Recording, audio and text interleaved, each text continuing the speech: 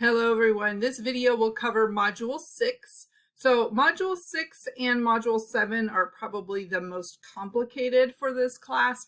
Module 6 is going to have the most work, and then Module 7 just has a lot of steps to it. So you want to get started right away with the work for Module 6, and because you have two big things to do.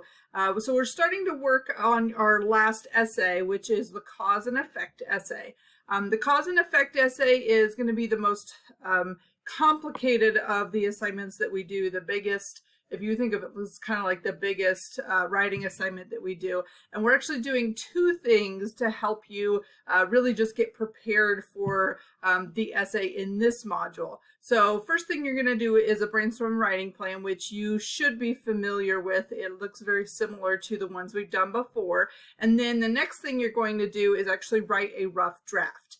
The reason we're doing that here is because in the next module, you're going to be submitting that draft for feedback. So you'll get feedback from me in this assignment here, and in the next module, you get feedback from the online writing lab and from your peers. So there will be a lot of feedback for this essay, and then the module after that you're going to actually submit the final draft. So we're taking 3 modules to complete this essay, and we're adding a lot more things to do for it. So the cause and effect essay assignment is to choose either something that a choice that you made where there are positive outcomes, that you were proud of what you chose to do, and the results were a good thing, or a bad choice that you made, or something that you are not proud of,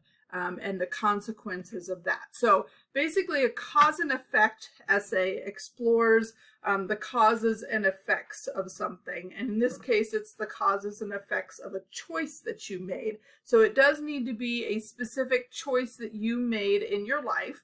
And then you're going to explore the reasons why you made that choice, so the causes, and then the effects of that choice. Whether that choice was a good one or a bad one, that's what you're exploring here. We are looking at a full 5-paragraph essay, and so you are going to be writing 3 body paragraphs. That's where you'll explore those causes and effects. A lot of students will, kind of depending on the topic, they might have more causes or more effects, and so they kind of have maybe 2 paragraphs about causes and 1 paragraph about effects, or the other way around. So it just kind of depends on not just your topic, but how you want to approach it. So if maybe your choice was to start going to the gym regularly, if you really want to explore, either you can explore what happened as a result of your regular gym attendance, or you can explore more of why you made that choice to begin with. So it's up to you what your focus is for your essay. The main thing, though, is that you're including details, or you're including examples, all the stuff we've discussed before. You'll have a logical pattern, because this is not necessarily a story that you're telling or a process that you're telling. Your organization might be a little bit more difficult. A lot of times students do order of importance or order of in complexity, but we really you typically cover causes first and then effects, and then just kind of go in order of why they were important to you. You can use first person in this one, obviously, because it is about yourself and the choice that you made. So make sure it is specific to you. So the first thing that you're going to do is this brainstorm and writing plan, just like you've done before. I have a free write for you to complete, along with the writing plan where you plan out your essay by answering the questions. And then your thesis statement gives you some examples for how you can do a thesis for this essay. So that'll be the 3rd part, and we have done all of that kind of stuff before. Your grammar topic, you're going to be reviewing apostrophes for this one. Apostrophes are often misused in writing, so that'll be a good one for you to review. And then commas, which are probably the most complicated of our punctuation marks, because there are situations where you sometimes use a comma and you sometimes don't. So the chapter should go over all of that. Hopefully it will all make sense once you're done. Then, once you've done all of that, so try to get that done earlier in the week. Once you've done all that, you're going to actually sit down and write a rough draft of your essay. And these are just the things that I want you to include. So if you remember from the process essay, you had a page like this that was just describing what the rough draft should look like, but you didn't actually have to write one and turn one in. Now you're going to turn one in.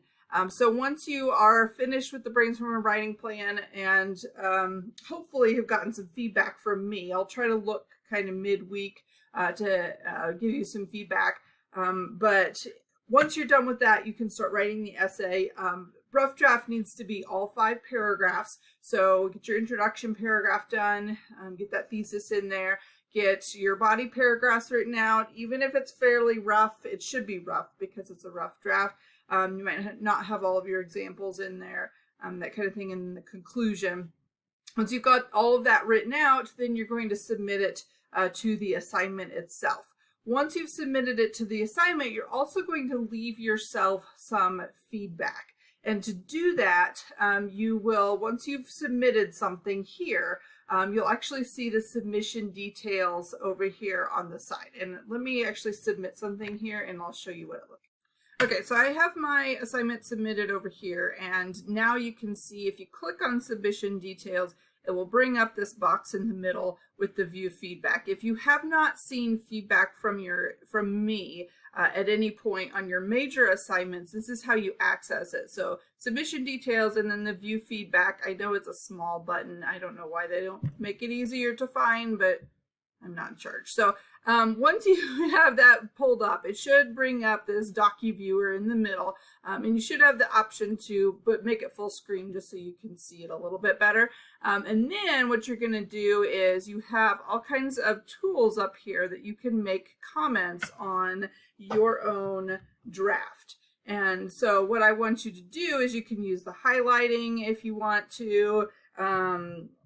There's all kinds of ways that you can add. You can just add text if you want. If you see a word that needs to be spelled in a different way, you can draw on here if you want to circle something and comment on it. However you want to do that. It's your own draft. So what you're doing is you're reading through your own essay and just looking for issues that you see already, because you're already going to start to see some once you read back through it. And this is just giving you a starting point for how you're going to be revising your rough draft. So this is also good practice because we're going to be doing the same exact thing in the next module on one of your peers' essays. So this will just give you some practice using these editing tools. These are the same editing tools that I use when I leave you feedback on your essays. So that just kind of gives you a chance to see what do they look like and how to use them.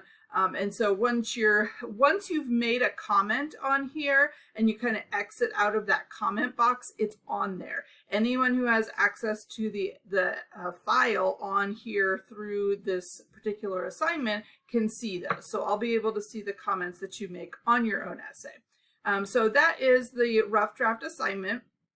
And that is the last thing that you'll do in the module is get that. So leave yourself just a little bit of time after you've submitted that file, then just go through and kind of leave yourself a little bit of feedback. I think I give you at least 5 annotation comments on there. And then I will go through, and when I grade this, I grade it. I mean, if you did the rough draft, you get your points for the rough draft. If you did the comments, you get your points for the comments.